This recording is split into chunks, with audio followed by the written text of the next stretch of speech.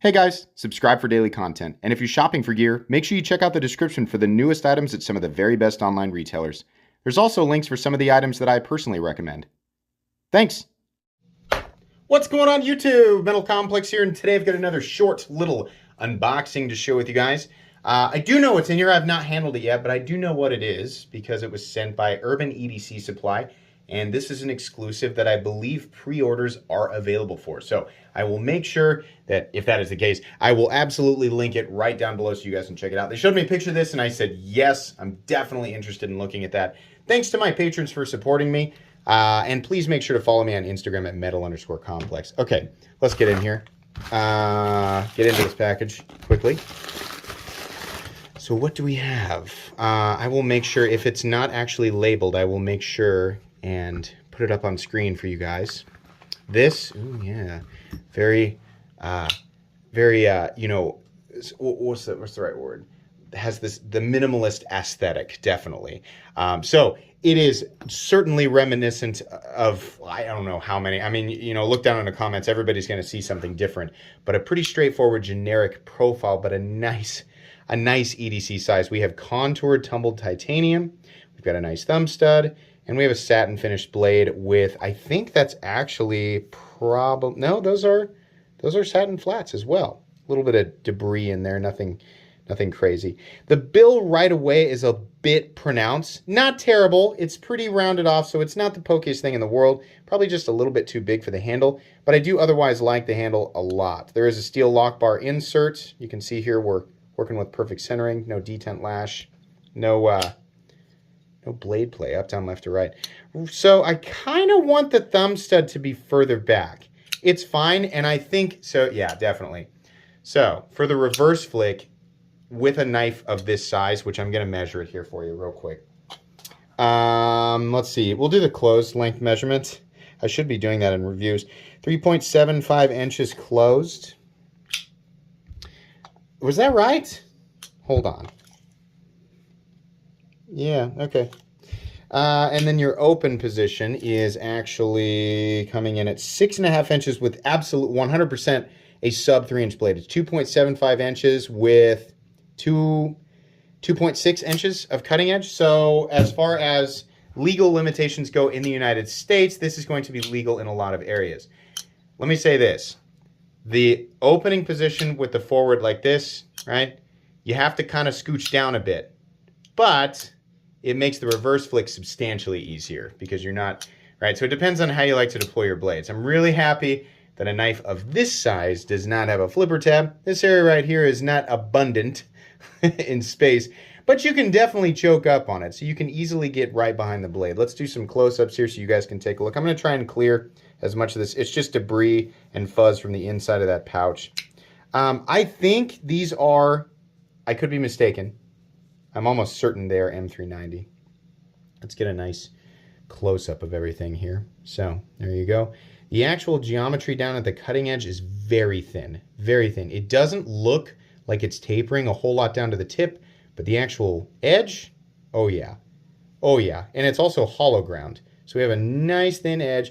Thumb studs are just a tad in the cutting path, but considering you can choke way up here, I wouldn't say that that's too much of a problem. If you're choked up, you really can get 4 fingers on it. In the standard position with your finger in that, I'm going to call it the primary choil, definitely having a pinky fall off the back there. Nice milled titanium clip though, that's really good. And we have a little slot here for the lanyard thing, right? That's good that it's nice and out of the way. Some milling on the inside, definitely. Fit and finish all the way around, looks very good. These are, they're not pointy, still debris all over it from the, see if I can just clean that off here real quick. I'm not going to call these volcano studs. They're not quite as offensive as, brace yourselves, the Sebenza 31 thumb. My God, right? Let's stop pretending that's a good thumb stud. The Sebenza 31 thumb stud is just like, oh my God, change it.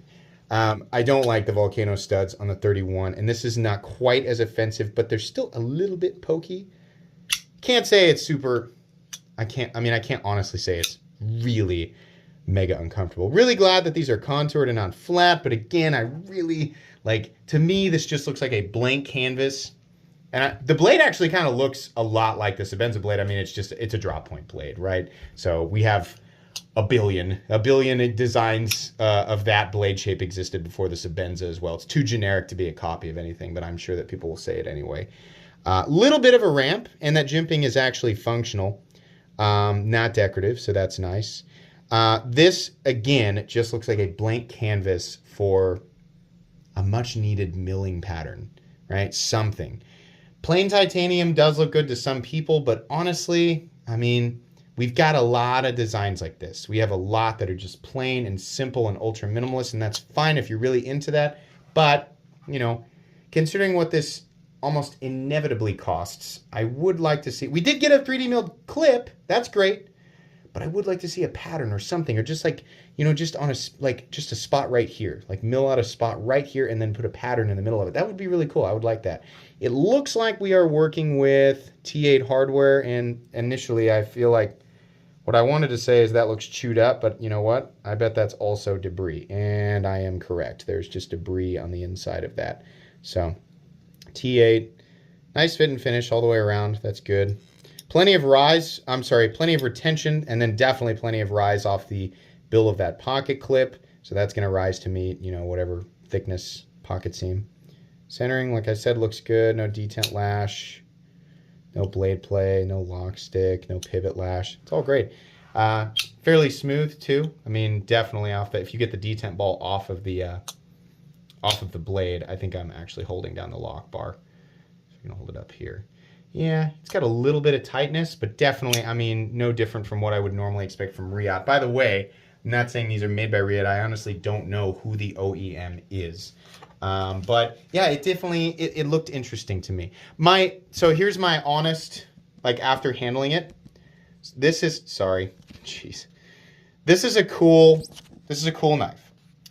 And I think it's going to appeal to people who are looking for something premium, minimalist, and small, either for, you know, general office EDC or something that you can travel with. And this is mainly pertaining to people in the United States because it has a lock, and outside the United States, for whatever reason, locking knives are just kind of a problem. I immediately want this, but bigger. That is my, like, the moment that I touched it, I was like, cool, make it bigger. Like, that's honestly what I think. And it's not saying that every design is made better when it's bigger, right? That's absolutely not the case. That's just something that people say to like get like a half chuckle in the moment from other people who, you know, have tractor tires on their F-350. It's fine for people who like smaller knives, but this is a nice looking profile, and I can't help but think how much more I would enjoy it if it was, you know, 8.5 inches or something like that. Make a bigger boy. That's the kind of thing that's gonna make me substantially more interested in this. It's also another exposed, like another generic exposed titanium frame lock, and I can't help but think that it would feel a lot better, especially with this size, right? I mean, this is a narrow area you have to watch out for. With this size, it would have been better to have a nested steel or preferably titanium liner lock. But, you know, that's not what we have here. We've got this. This is pretty cool as it sits. It's just a little bit, it's kind of dry, right? Anyways, this is not a review. This is just an unboxing and first impressions.